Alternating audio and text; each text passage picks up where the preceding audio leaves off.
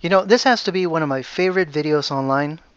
And even though today is not the first time I see it, I remember watching this a couple years ago actually.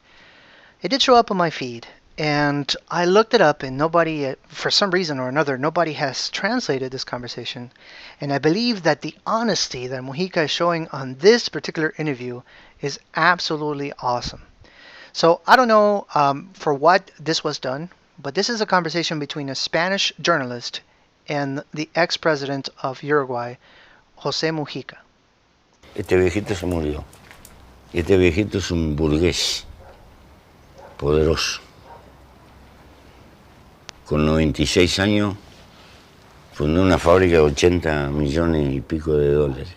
Y cuando vio que se iba a morir, dijo a los hijos, no vayan a parar la fábrica por duelo. So he starts off the conversation with a little dark joke of sorts. He tells them that this guy here in the picture, he's this old man here, was a burgués, which is a way to say he was a powerful businessman. And at 96 years old, he had a company, he ran a company or founded a company that was worth 80-something million dollars. And when he was about to die, meaning the old man on the picture, he told his sons, hey, do not stop the factory because of my funeral. So it's a bit of a dark joke, but of course, coming from a socialist, a declared socialist, almost like celebrating capitalism, that was weird. And here comes a very interesting question because of it. Veo que usted no criminaliza a los empresarios como a veces hace desde sectores de la izquierda. No, gente como esta resuelve problemas que yo no tengo ni capacidad ni fuerza para poderlos resolver. So to me, that's a very important point of vulnerable honesty. Because what the journalist is asking right now, he says, straight out asks, hey, listen, I notice that you don't demonize capitalism like a lot of your left-leaning comrades, I guess you could say. A lot of the left demonizes capitalism. Capitalism is horrible, is a monster. And he straight out says, without missing a beat, no, these people here, they solve problems.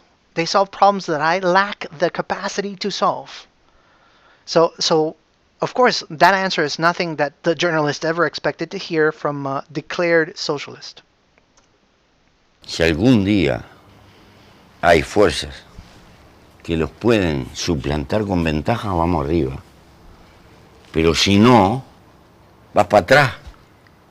And he continues and he says, if one day these people, and he's basically referring to the capitalist system, the capitalists, the entrepreneurs. If one day we have something that can replace them, well, let's go for it. But if we don't have something that can replace them, and he's using the word ventaja, which means like that is better, basically that's what he's trying to do, then we cannot do it because then we're going to regress. That's basically what he says right there. Yo soy socialista, pero no quiero ser bobo.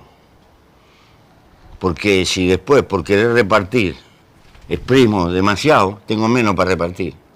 Hay enfermedades que son inteligentes. La sífilis nunca mata a la víctima, porque si mata a la víctima no tiene que vivir.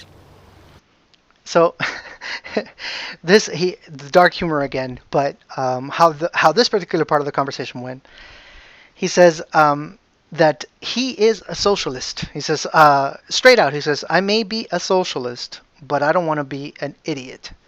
Because if I squeeze these people too hard, soon I'll run out of things to squeeze out of them.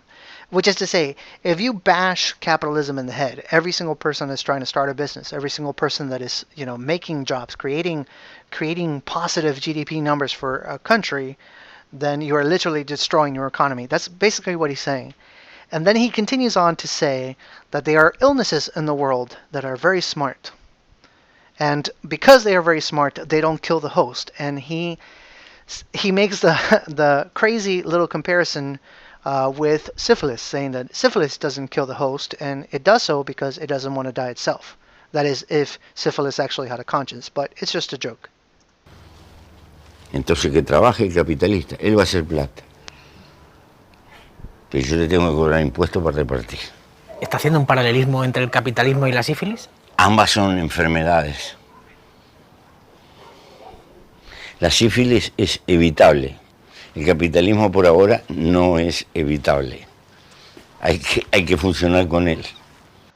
So then, President Mujica, a socialist, actually says, because the journalist can't believe his ears. He's like, please confirm what you just said. You just said that capitalism is like syphilis. And and so and then he goes to make the distinction. Well, the difference is that syphilis you can avoid. Capitalism, at least for now, you cannot. And I honestly, I don't know what the word would be. I'm still in shock from this admission, but I think I appreciate it because the truth of the matter is that a lot of the ideas on the left, they come from the heart. They come from good intentions, but they lack a way to be implemented. And having somebody like him, somebody who is not only revered for what he did for the country, but also for his philosophy, come out and admit so, to me, is extremely valuable. So, if you are left-leaning and you believe that nothing that the right has to offer, nothing that capitalism has to offer is of value, well, then listen to possibly the most successful socialist in the world.